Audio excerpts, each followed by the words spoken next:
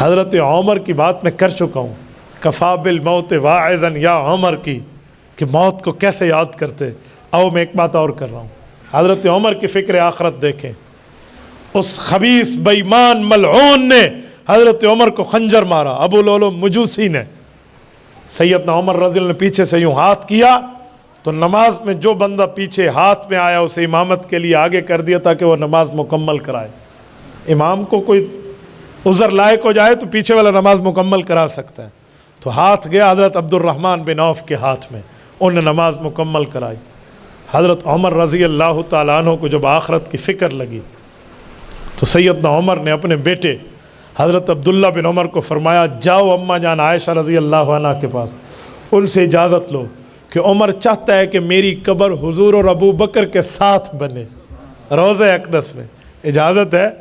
اماں جان کے پاس عبداللہ بن عمر گئے، امیر المؤمنین نے وقت کی ایک فریاد لے کر گئے، تو اماں عائشہ نے فرمایا بالکل یہ جگہ میں نے اپنے لیے رکھی ہوئی ہے، میں چاہتی ہوں ایک میرا والد ہے اور ایک میرے خاوند ہے، لہٰذا میری قبر یہاں بنے، لیکن عمر میرا محسن ہے۔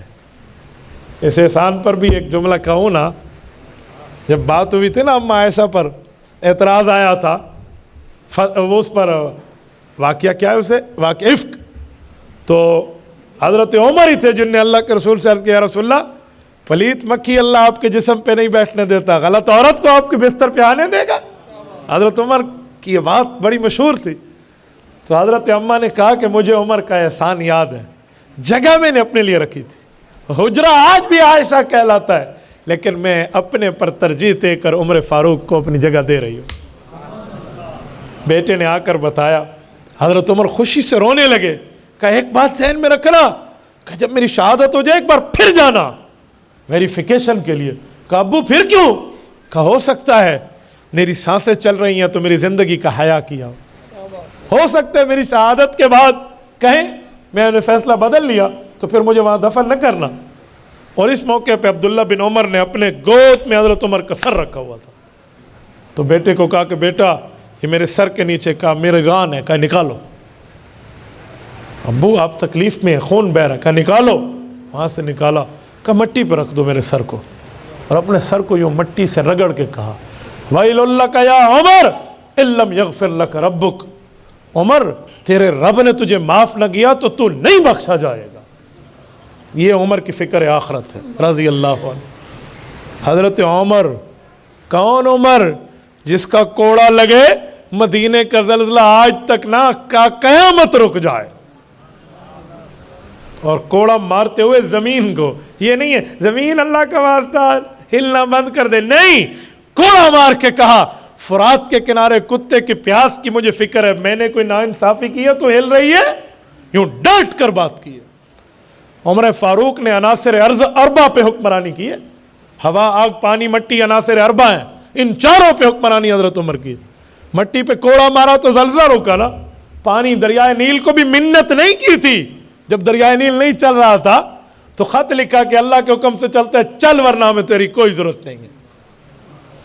دریائے نیل 16 ہاتھ اوپر چلا اور قیامت تک چلتا رہے گا۔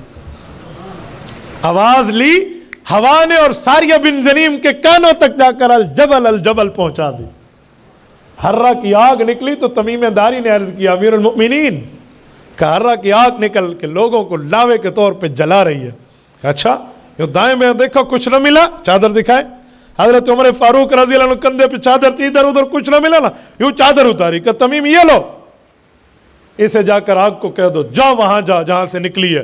اور انہوں نے آگ کو وہ یہ چادر چابک بنا لی، یوں چادر چابک یوں مارتے جیسے جانور کو ہنکایا جاتا ہے، اور جہاں سے آگ نکلی تھی ادھر ڈال کے اوپر پتھر رکھ کے آگے۔ عمر فاروق کی حکومت آگ پر بھی ہے، پانی پر بھی ہے، ہوا پر بھی ہے، اور مٹی پر بھی ہے، عناصر اربع کا حکمران ہے، اور فاتح قبلتین ہے۔ صرف بیت اللہ میں حضور کو نماز نہیں پڑھائی تھی، بیت المقدس کو بغیر جنگ کے فتح کر کے بھی عمر نے دکھایا ہے۔ اسلام میں 2 قبلے ہیں، یا بیت اللہ ہے یا بیت المقدس ہے۔ پاکستان میں بیت المقدس شمالاً ہے، بیت اللہ مغرباً ہے۔ یہ 2 قبلے آدم علیہ السلام سے لے کر قیامت تک چلے ہیں، پہلے وہ اور پھر یہ۔ یہ لا اختلاف الاقوال، پہلے یہ پھر وہ اور پھر یہ دونوں اقوال ہیں، ان دونوں قبلوں کو فتح کر کے امت کی جھولی میں ڈالا ہے تو عمر فاروق نے ڈالا ہے۔ اس کی فکر آخرت دیکھو، یہ آخرت کی فکر ہے۔ یار اگر یہ جملہ میں کہوں کہ تجھے جنت کی ٹکٹ ملی ہے تو عمر فاروق کے لیے کہہ سکتا ہوں اسے جنت کی ٹکٹ ملی ہے۔ تو مور لگوا کے آیا، ہاں یہ مور لگوا کر آیا۔ شیطان اس پہ غلبہ پائے گا جس کو دیکھ کے حضور نے فرمایا شیطان راستہ بدل جاتا ہے، اور واقعی عمر کو دیکھ کے شیطان راستہ بدلتا ہے، اور تا قیامت عمر کے ماننے والے کو دیکھ کے شیطان کا ماننے والا بھی راستہ بدل دیتا ہے۔ یہ طے، یہ عمر کی فکر آخرت ہے۔ تبارك الذي نزل الفرقان على عبده ليكون للعالمين نذيرا